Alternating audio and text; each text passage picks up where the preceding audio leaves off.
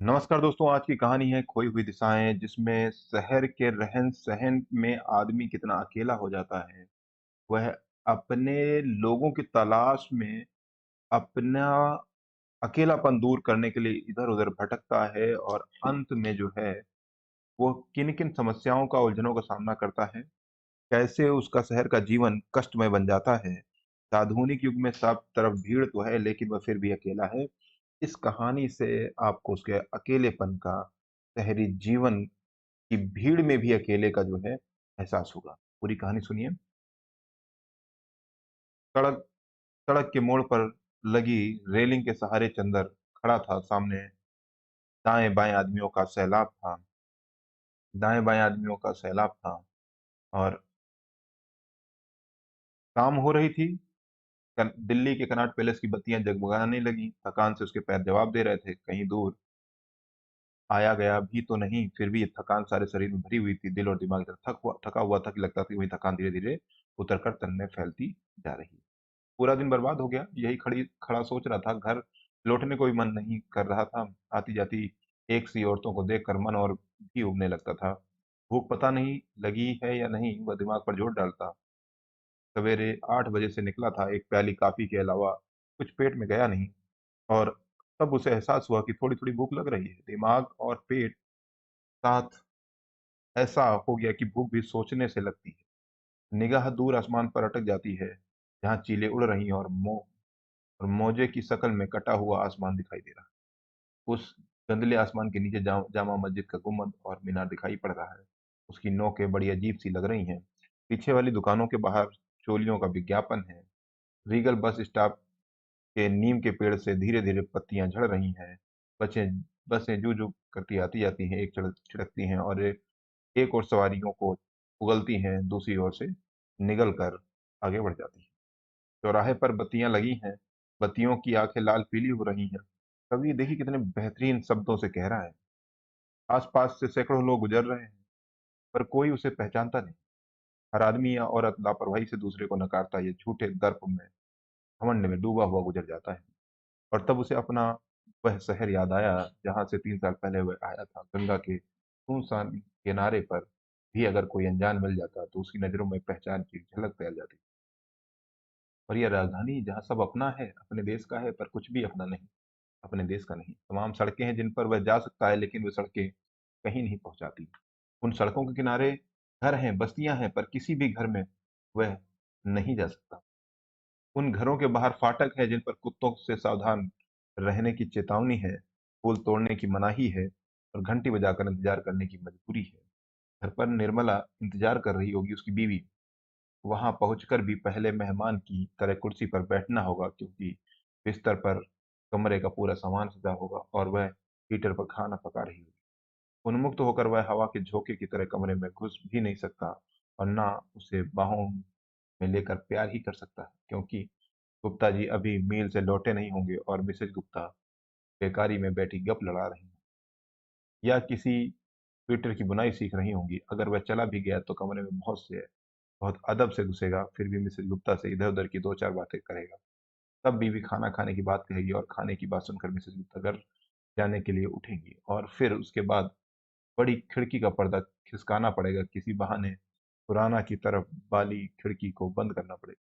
घूमकर मेज के पास पहुंचना होगा और तब पानी का गिलास मांगने के बहाने वह पत्नी को बुलाएगा और उसे बाहों में लेकर प्यार से यह कह सकने का मौका आएगा, बहुत थक गया हूं। लेकिन ऐसा होगा नहीं।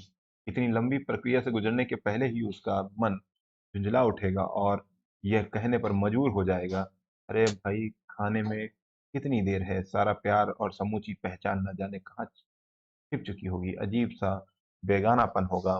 बेकरी वालों के यहाँ भर्राई आवाज में रेडियो गा रहा होगा और गुलाटी के थके कदमों की खोखली आवाज जीने पर सुनाई पड़ेगी। गली में कोई स्कूटर आकर रुकेगा और उसी में से कोई बिन पहचाना आदमी किसी और के घर में चला जाएगा। मोटरों की मरम्मत करने वाले गैराज के मालिक सरदार चाबियां लेकर घर जाने के इंतजार में आधी रात तक बैठा रहेगा, क्योंकि उसे 15 साल पुराने मैकेनिक पर भी शायद विश्वास नहीं। और सामने रहने वाले बिशन कपूर के आने की आहट भर मिलेगी। पिछले 2 साल से उसने सिर्फ उसके नाम की प्लेट देखी। बिशन कपूर जर्नलिस्ट हैं और उसकी शकल के बारे में कि वह सिर्फ ये जानता है कि सामने वाली खिड़की से जब बिजली की रोशनी जलने लगती है और सिगरेट का धुआं सलाखों से लिपट-लिपट कर बाहर के अंधेरे में डूब जाता है, तो बिशन कपूर नाम का एक आदमी भीतर होता है। और सुबह जब उसकी खिड़की के नीचे अंडे का छिलका, डबल रोटी का रेपर, जली हुई सिगरेटें, तीलियां, राख बिखरी हुई होती है, तो बिशन कपूर नाम का आदमी जा चुका होता है। क्या बात है! क्या व्याख्यान किया! सोचते-सोचते उसे लगा कि मोजे की बदबू और भी तेज होती जा रही है और अब रेलिंग के पास खड़ा रहना मुश्किल है। जेब से डायरी निकालकर उसने अगले दिन की मुलाकातों के बारे में जान लेना चाहा। अंग्रेजी दैनिक में पहले फ़ोन करना, फिर समय तय करके मिलना, रेडियो में एक चक्कर लगाना और पिछला चेक रिज़र्व बैंक से कैश कराना और घर पर एक मनी ऑर्डर भेजना है। कल पूरा वक़्त भी उसी इसी में निकल जाएगा, क्योंकि अखबार का संपादक परिचित नहीं है जो फ़ौरन बुला ले और खुलकर बात कर ले और कोई बात तय हो जाए। रेडियो में भी कोई बात 10 मिनट में तय नहीं हो सकती और रिज़र्व बैंक के काउंटर पर इलाहाबाद वाला अमरनाथ नहीं है जो फ़ौरन चेक लेकर रुपया ला दे। डाकखाने पर व्यापारियों के चपरासियों की भीड़ होगी जो 10-10 मनी ऑर्डर के फॉर्म लिए लाइन में खड़े होंगे और एक कागज पर पूरी रकम मनी ऑर्डर कमीशन का मीज़ान लगाने में मशगूल होंगे। उनमें से कोई भी उसे नहीं पहचानता होगा। एक क्षण की जान-पहचान का सिलसिला सिर्फ पेन होगा, जो कोई न कोई 2 हरूफ लिखने के लिए माँगेगा और लिख चुकने के बाद अपना खत पढ़ते हुए वह बाएँ हाथ से उसे कलम उठाकर शायद धीरे से थैंक यू कहेगा और टिकट वाले काउंटर की ओर बढ़ सक जाएगा। और तब उसे झुँझलाहट सी हुई, डायरी हाथ में थी और उसकी निगाहें फिर दूर की ऊँची इमारतों पर अटक गईं, जिस पर बिजली के मुकुट जगमगा रहे थे और उन नामों में से किसी को नहीं जानता था। इलाहाबाद में सबसे बड़े कपड़े वाले के बारे में इतना तो मालूम था कि पहले वह बहुत गरीब था और कंधे पर कपड़ा रखकर फेरी लगाता था और अब उसका लड़का विदेश पढ़ने गया है हुआ है और वह खुद बहुत धार्मिक आदमी है, जो अब माथे पर छापा तिलक लगाकर मनमाना मुनाफ़ा वसूल करता है और कारपोरेशन का चुनाव लड़ने की तैयारी कर रहा है। जहाँ यहाँ कुछ भी पता नहीं चलता, किसी के बारे में कुछ भी मालूम नहीं पड़ता। कनॉट पैलेस में खुले हुए लॉन है, तनहा पेड़ हैं और उन दूर-दूर खड़े तनहा पेड़ों के नीचे नगर निगम की बेंच है जिन पर थके हुए लोग बैठे हैं और लॉन में एक-आध बच्चे दौड़ रहे हैं। बच्चों की शक्लें, शरारतें तो बहुत कुछ पहचानी सी लगती हैं, पर गोलगप्पे खाती हुई उनकी मम्मी अजनबी हैं, क्योंकि उसकी आँखों में मासूमियत और गरिमा से भरा प्यार नहीं है। उनके शरीर में मातृत्व का सौंदर्य और दर्प भी नहीं है। उसमें सिर्फ़ एक खुमार है और एक बहुत बेईमानी और पीटी हुई ललकार है। इसे ना तो नकारा जा सकता है और ना ही स्वीकारा जा सकता है। वह ललकार सब कानों में गूँजती है और सब बहरों की तरह गुज़र जाती है। क्या कैसे देखिए व्याख्यान कैसे कर रहे हैं। लान पर कुछ क्षण बैठने को मन हुआ, पर उसे लगा कि वहाँ भी कोई ठिकाना नहीं। अभी कल ही तो चोर की तरह दबे पाँव घास पे बहता हुआ पानी आया था और उसके कपड़े भीग गए थे। तनहा खड़े पेड़ों और उनके नीचे सिमटते अंधेरों में अजीब-सा खालीपन है। तन्हाई ही सही, पर उसमें अपनापन तो है। वह तन्हाई भी किसी की नहीं है, क्योंकि हर दिन 10 मिनट बाद पुलिस का आदमी उधर से घूमता हुआ निकलता है। झाड़ियों की सूखी टहनियों से आइसक्रीम के खाली कागज और चने की खाली पूड़ियाँ उलझी हुई, या कोई बेघर बार आदमी शराब की खाली बोतल फेंक कर चला गया। डायरी पर फिर उसकी नज़र छम जम जाती है और शोर-शराबे से भरे उस सैलाब में बहुत अकेला महसूस करता है और लगता है कि इन 3 सालों में ऐसा कुछ भी नहीं हुआ जो उसका अपना हो।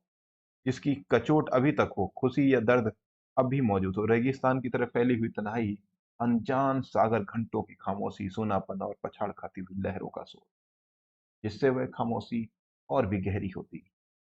मोजे की शक्ल में कटा हुआ आसमान और जामा मस्जिद के गुंबद, ऊपर चक्कर काटती हुई चीलें, औरतों का पीछे करते हुए फूल बेचने वाले और यतीम बच्चों के हाथ में शाम की खबरों के अखबार। और तभी चंदर को लगा कि एक अरसा हो गया है, एक जमाना गुजर गया है, वह खुद अपने से नहीं मिल पाया है। अपने से बात करने का वक़्त ही नहीं मिला। यह भी नहीं पूछा कि आखिर तेरा हाल क्या है और तुझे क्या चाहिए?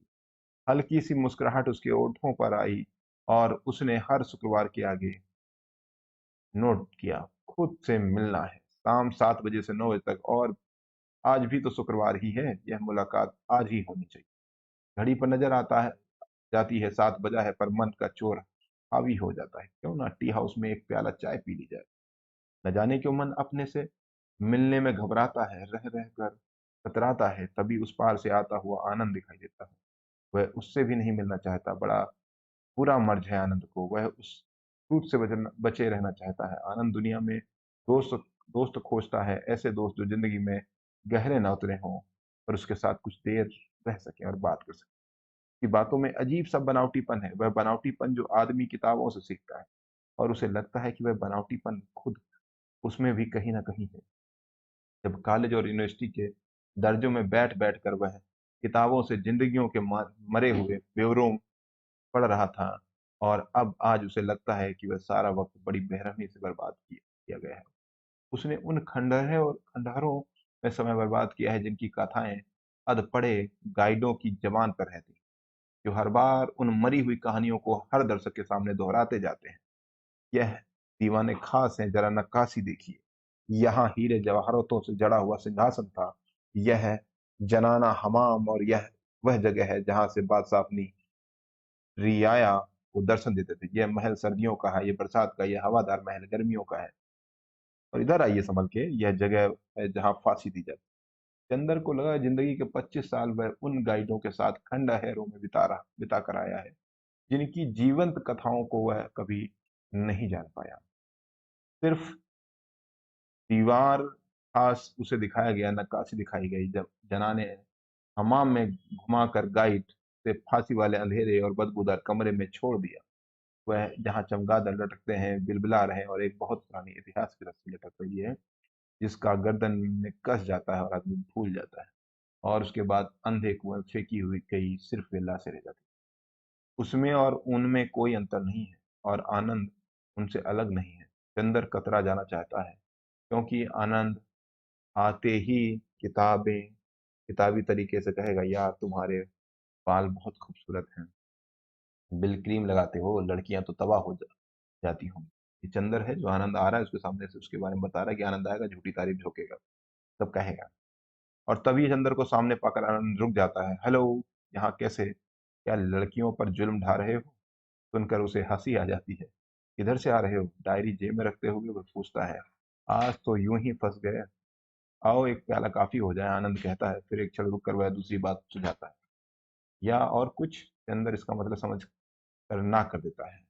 वह जोर देता है, चलो फिर आज तो हो ही जाए, क्या रखा है इस जिंदगी में? कहते हुए झूठी हंसी हंसता है और धीरे से हाथ दबाकर पूछता है, please if you don't mind, कुछ पैसे हैं? उसे कहने में कोई हिचक नहीं है और ना उसे शर्म ही आती है। बड़ी सीधी सी बात है, पैसे कम है। अच्छा पार्टनर, मैं अभी इंतजाम करके आया। वह विश्वास को गहराता हुआ कहता है, यहीं रुकना, चले मत जाना। और वह जाता है तो फिर नहीं आता। चंदर यह पहले से जानता है। कुछ देर बाद वह टी हाउस में घुस जाता है और मेजों के पास चक्कर काटता है। वह कोने वाले काउंटर से सिगरेट का पैकेट लेकर एक मेज पर जम जाता जाता है। हेलो, कोई एक अनजाना चेहरा कहता है। बहुत दिनों बाद इधर आना हुआ। और वह भी वहीं बैठ जाता है। दोनों के पास बात करने के लिए कुछ भी नहीं है। टी हाउस में बेपनाह शोर है, खोखली हंसी के ठहाके हैं और दीवार पर एक घड़ी है जो हमेशा वक्त से आगे चलती है। तीन रास्ते बाहर से आने और जाने के लिए हैं और चौथा रास्ता बाथरूम जाता है। बाथरूम के पॉन्ड्स में फिनाइल की गोलियां पड़ी हैं और गैलरी में एक शीशा लगा हुआ है। हर वह आदमी जो बाथरूम जाता है उस शीशे में अपना मुंह देखकर लौटता है। क्या बात रही, ये कहानियां बच्चों के लिए नहीं है, थोड़े से परिपक्व माइंड वालों के लिए कहानी। गेलार्ड में डिनर डांस की तैयारी हो रही है। कुर्सियों की तीन कतारें बाहर निकाल कर रख दी गई हैं। उधर वोल्गा पर विदेशियों की भीड़ बढ़ रही है और तभी एक जोड़ा भीतर आता है। महिलाएं सजी बजी और जोड़े में फूल भी हैं। आदमी के चेहरे पर अजीब सा गुरूर है और वे दोनों फैमिली वाली सीट पर आमने सामने बैठ जाता है। बैठने से पहले उनमें कोई ताल्लुक नहीं आ रहा था, सिर्फ इतना भर कि जब महिला बैठने के लिए मुड़ी थी तो साथ वाले आदमी ने उसकी कमर पर हाथ रखकर सहारा भर लिया। इतना सा साथ था दोनों में। उनके पास भी एक बात करने के लिए शायद कुछ नहीं। महिला अपना जूड़ा ठीक करते हुए औरों को देख रही है और साथ वाले आदमी पानी के गिलास को देख रहा है। किसी के देखने में कोई कोई मतलब नहीं है। आंखें हैं इसलिए देखना पड़ता है। अगर ना होती तो सवाल ही नहीं था।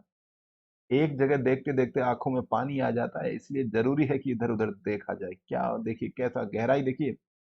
बेयरा उसकी मेज पर सामान रख जाता है और दोनों खाने में मशगूल हो जाते हैं। कोई बात नहीं करता। आदमी खाना खाकर दांत कुरेदने लगता है और वह महिला रुमाल निकालकर अंदाज से लिपस्टिक ठीक करती है। अंत में बेयरा आकर पैसे लौटाता है तो आदमी कुछ टिप छोड़ता है, जिसे महिला गौर से देखती है और दोनों लापरवाही से उठ खड़े होते हैं। फिर उन दोनों में हल्का सा संबंध उसे नजर आता है। वह आदमी ठिठक कर साथ वाली महिला को आगे निकलने का इशारा करता है और उसके पीछे पीछे चला जाता है। चंदर का मन और भारी हो जाता है। अकेलेपन का नाक, पास और भी कस जाता है। अपने साथ बैठे हुए अनजान दोस्त की तरह वह गहरी नज़रों से देखता है और सोचता है कि अजनबी ही सही पर उसे पहचाना तो। इतनी पहचान भी बहुत बड़ा सहारा देती है। चंदर को अपनी ओर देखते हुए वह साथ वाला दोस्त कुछ कहने को होता है पर जैसे उसे कुछ याद नहीं आता। फिर अपने को संभाल कर उसने चंदर से पूछा, आप तो शायद कॉमर्स केमिस्ट्री में हैं। मुझे याद पड़ता है कि कहते हुए वह रुक जाता है। चंदर का पूरा शरीर भन-बना उठता है और एक घूंट में बची हुई कॉफ़ी पीकर वह बड़े संयम स्वर में जवाब देता है, नहीं, मैं कॉमर्स मिनिस्ट्री में कभी नहीं था। वह आदमी आगे अटकलें बढ़ाने की कोशिश नहीं करता। सीधे-सीधे उस अनजान संबंध को मजबूत बनाते हुए कहता है, ऑल राइट पार्टनर, फिर भी कभी मुलाकात होगी, और सिगरेट सुलगाता हुआ उठ जाता है। चंदन बाहर निकलकर बस स्टॉप की ओर बढ़ता है। मद्रास होटल के पीछे बस स्टॉप पर 4-5 लोग खड़े हैं और पुलिस वाला स्टाफ की छतरी के नीचे बैठा सिगरेट पी रहा है। चंदर वहीं जाकर खड़ा हो जाता है। जब जानना चाहता है कि बस कब तक आएगी, पर किसी से कुछ नहीं पूछता। पेड़ के अंधेरे में चुपचाप खड़ा है। पीछे नीचे पीले पत्ते पड़े हैं और उसके पैरों से दबकर चुरमुराने लगते हैं, और पीले पत्तों की वह आवाज उसे वर्षों पीछे खींच ले जाती है। उस आवाज में बहुत गहरा अपनापन है। उसे बड़ी राहत सी मिलती है। ऐसे ही पीले पत्ते पड़े हुए थे उस राह पर बहुत साल पहले। इंदिरा के साथ एक दिन वह चला जा रहा था। कुछ भी नहीं था उसके सामने। वह खंडहरों में अपनी जिंदगी खराब कर रहा था। और तब इंदिरा ने ही उससे कहा था, चंदर, चंदर, तुम क्या नहीं कर सकते। वही पहचानी हुई आवाज फिर उसके कानों में टकराती है, तुम क्या नहीं कर सकते। और यह कहते कहते इंदिरा की आंखों में अदम्य विश्वास झलक आया था। और इंदिरा की उन प्यारी भरी आंखों में झांकते हुए उसने कहा था, मेरे पास है ही क्या। समझ में नहीं आता कि जिंदगी कहाँ ले जाएगी इंदिरा। इसलिए मैं यह नहीं चाहता कि तुम अपनी जिंदगी मेरी खातिर बिगाड़ लो। पता नहीं मैं किस किनारे लगूं, भूखा मरूं या पागल हो जाऊं। इंदिरा की आंखों में प्यार के बादल और गहरे हो गए। उसने कहा था, ऐसी बातें क्यों करती हो चंदर, मैं तुम्हारे साथ हर हालत में सुखी रहूंगी। चंदर ने उसे बहुत गौर से देखा। इंदिरा की आंखों में नमी आ गई थी। उसकी कटीली बरौनियों से विश्वास भरी मासूमियत झलक, माथे पर आई हुई लट छूने को उसका मन हो आया था, पर वह झिझक कर रह गया। इंदिरा के कानों में पड़े हुए कुंडल पानी में तैरती हुई मछलियों की तरह झलक जाते थे। और तब उसने कहा था, आओ इधर पेड़ के नीचे बैठेंगे। वे दोनों साथ साथ चल दिए थे। सरस के पेड़ के नीचे एक सीमेंट की बेंच बनी थी। राह पर पीली पत्तियां बिखरी हुई थी। उनके कुचलने से ऐसी ही आवाज आई थी जो अभी अभी उसने सुनी थी। वही पहचान भरी आवाज। दोनों बेंच पर बैठ गए और चंदर धीरे से उसकी कलाई पर अंगुली से लकीरें खींचने लगा था। दोनों खामोश बैठे थे। बहुत सी बातें थी जो वो कह नहीं पा रहे थे। कुछ क्षणों बाद इंदिरा ने आंखें चुराते हुए देखा और शर्मा गई। फिर उसी बात पर आ गई जैसे उसी एक बात में सारी बातें छिपी। तुम ऐसा क्यों सोचते हो चंदर, मुझ पर भरोसा नहीं। तब चंदर ने कहा था, भरोसा तो बहुत है इंदिरा, पर मैं खाना बदोशों की तरह जिंदगी भर भटकता रहूंगा। उन परेशानियों में तुम्हें खींचने की बात सोचता हूँ तो बर्दाश्त नहीं कर पाता। तुम बहुत अच्छी और सुविधाओं से भरी जिंदगी जी सकती हो। मैंने तो सिर पर कफन बांधा है, मेरा क्या ठिकाना।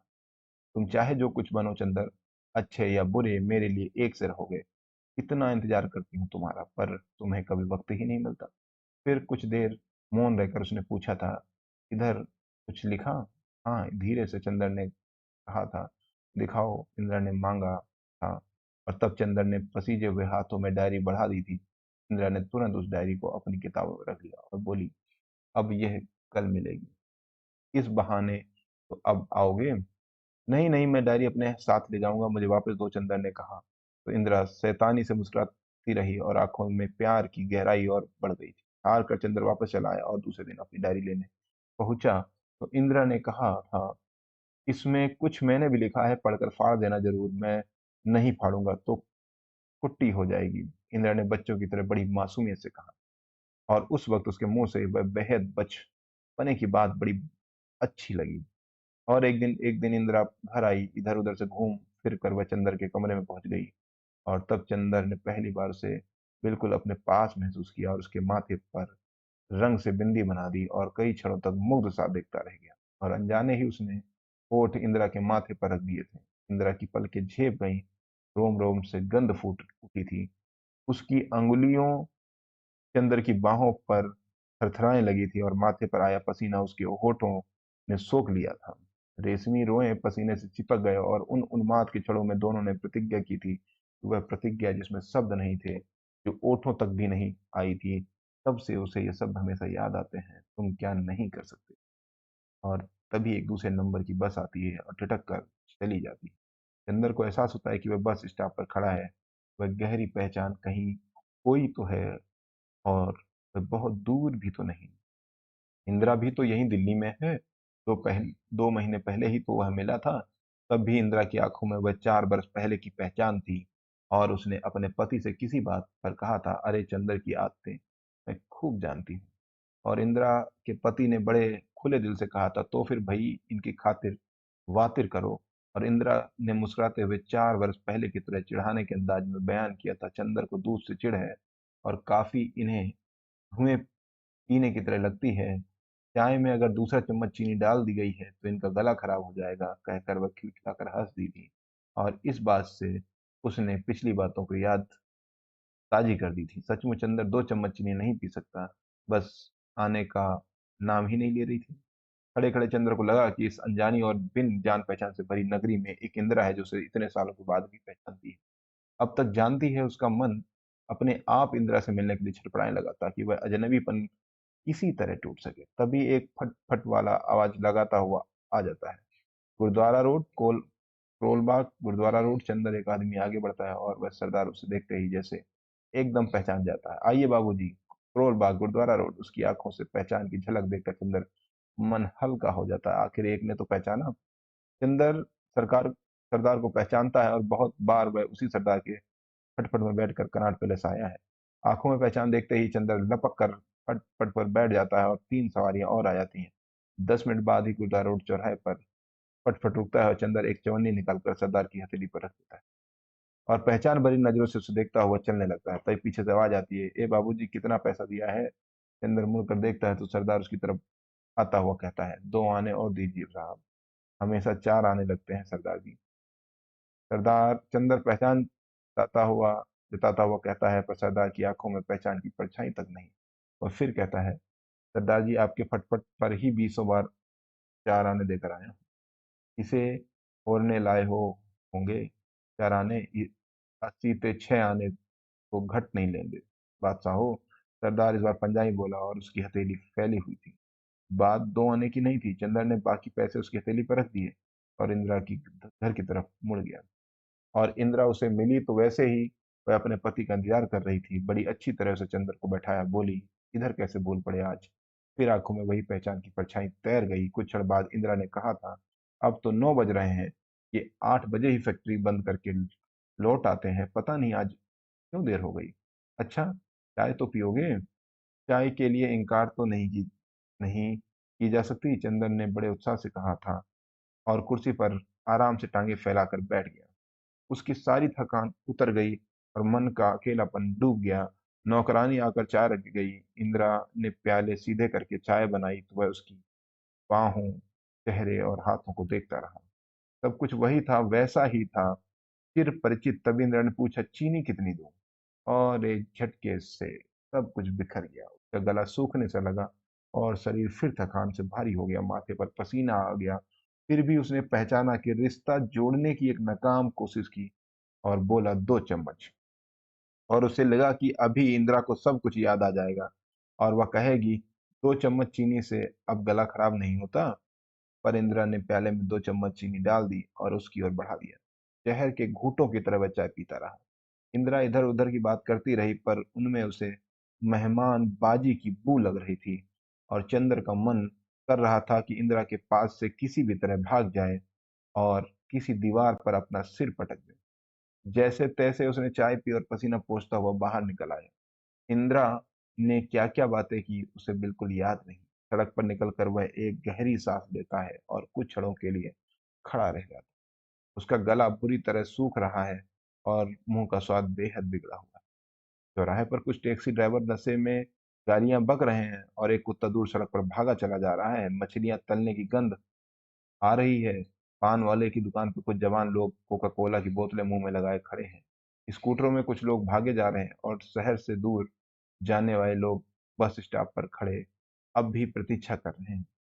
कारें, टैक्सियां, बसें और स्कूटर आ जा रहे हैं। चौराहे पर लगी बत्तियों की आंखें अब भी लाल पीली हो रही हैं। चंद्र थका सा अपने घर की ओर लौट रहा है। अंगुलियों पर जूता काट रहा है। मोजे की बदबू और भी तेज हो गई है। आखिर वह थका हारा घर पहुंचता है और मेहमान की तरह कुर्सी पर बैठ जाता है। ये कोई नई बात नहीं है। निर्मला उसे देखकर मुस्कुराती और धीरे से बाहों पर हाथ रखकर पूछती है, बहुत थक गए हैं? हाँ, चंद्र कहता है और उसे बहुत प्यार से देखता है। उसका मन भीतर से उमड़ आता है। वह किराए का मकान भी उस क्षण उसे राहत देता है और कि उसे लगता है कि वह उसी का है। निर्मला खाने लगाते हुए कहती है, हाथ मुंह धो लो, अभी खाने का मन नहीं है। चंदर कहता है कि वह बहुत प्यार से पूछती है, क्यों, क्या बात है? सुबह तो खाकर नहीं गए थे? खाया था। हाँ, वह कहता है और निर्मला को देखता रह जाता है। निर्मला कुछ अच अचक जाती है और कुछ देर बाद केसी उसके पास बैठ जाती है। चंदर कुछ देर खोई खोई नजरों से कमरे की हर चीज को देखता रहता है।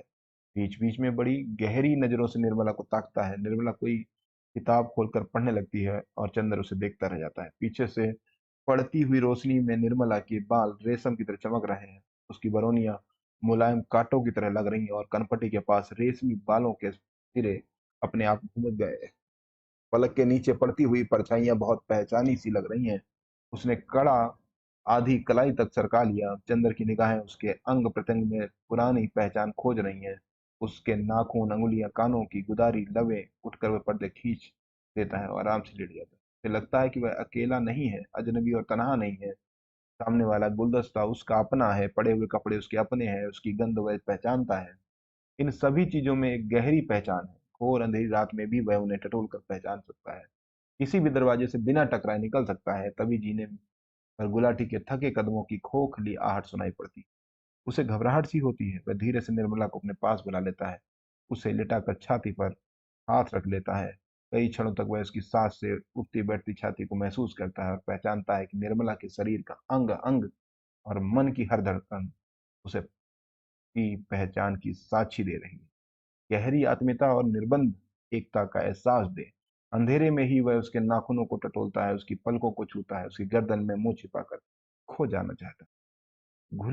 धुले हुए बालों की चीर परिचित गंध उसके रंध्र रंध्र में रिसने लगती है और उसके हाथ पहचान के लिए पोर पोर पर थरथराते हुए सरकते हैं। निर्मला की सांस भारी हो जाती है। वह उसकी मांसल बाहों को महसूस करता है और गोल उदेर कंधों पर हाथ से थपथपाता रहता है। निर्मला के शरीर का अंग अंग अनूठे अनुराग से खिंचता आता है। उसका रोम रोम उसे पहचान रहा हो। जोड़ जोड़ में कसाव से पूरी थाम तन के भीतर गर्म रक्त के ज्वार उठ रहे थे और हर सांस पास खींचती जा रही थी। अंग प्रत्यंग में पोर पोर में गहरी पहचान थी। तभी बिशन कपूर की खिड़की में उजाला होता है और धुआं सलाखों से लिपट कर गली के अंधेरे में डूबने लगता है और उसका तनहा मन तन्हाइयों को छोड़कर उस परिचित गंध, परिचित सांस और पहचान स्पर्शों में डूबता जाता है। और उसे कुछ भी नहीं चाहिए, परिचय की एक मांग, और उस अंधेरे में वह सांसों से, गंध से, तन के टुकड़े टुकड़े से अपने आप को पहचानना चाहता है। पुरानी प्रतीति चाहता है। चारों तरफ सन्नाटा छा जाता है। उस खामोशी में वह आश्वस्त हो जाता है। वह दोनों बाहों में उसे भर लेता है। ज्वार और उठता है। तन की गर्माहट बढ़ती जाती है। रंध्र रंध्र एकता का सागर लहराता है।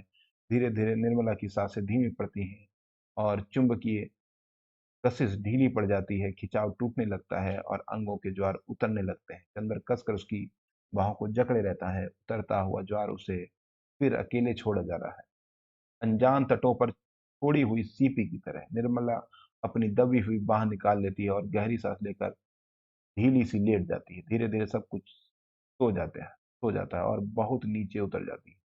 कोई आवाज नहीं, कोई आहट नहीं। धीरे से निर्मला करवट बदलती है और दूसरी ओर मुंह करके गहरी नींद में डूब जाती है। करवट बदलकर लेटी हुई निर्मला को वह आलस्य सा देखता रहता है और चंदर फिर अपने बेहद अकेला महसूस करता है। वह निर्मला के कंधे पर हाथ रखता है, चाहता है कि उसकी करवट बदल दे, पर उसकी अंगुलियां बेजान होकर रह जाती हैं। कुछ क्षण वह अंधेरे में ही निर्मला को उधर मुंह की ओर लेटे देखता है और हताश सा खुद भी लेट जाता है। पता नहीं अब उसकी पलक झपक जाती है और फिर बहुत देर बाद खाने का घड़ियाल 2 घंटे बजता है कि नींद उचट जाती है। नींद के खुमार में ही वह चौकस सा पड़ता है। कमरे की खामोशी, सोनेपन से उसे डर सा लगता है। अंधेरे में ही वह निर्मला को टटोलता है ताकि वह बिखरे बालों पर उसके हाथ फेर सके। निर्मला पर हाथ रखता है और उसके गोल कांधों को छूता है। पहचानता है, धीरे धीरे उसके शरीर को पहचानने के लिए टटोलता है। निर्मला अब भी करवट लिए पड़ी है। वह धीरे से नींद में गुनगुनाती है। चंदर का दिल धक से रह जाता है, कहीं निर्मला जाग न जाए, अनजाने ही स्पर्श से अजनबियों की तरह चौंक न जाए। निर्मला सोते सोते एक बार रुक रुक कर सांस लेती है, जैसे उसे डर सा लग रहा हो, कोई भयंकर सपना देख रही। चंदन शून्य सा रह जाता है। और यही है कहानी कि चंदन को आखिर में निर्मला ही की अपनी पहचान दिखाई देती है। नमस्कार। जय हिंद दोस्तों।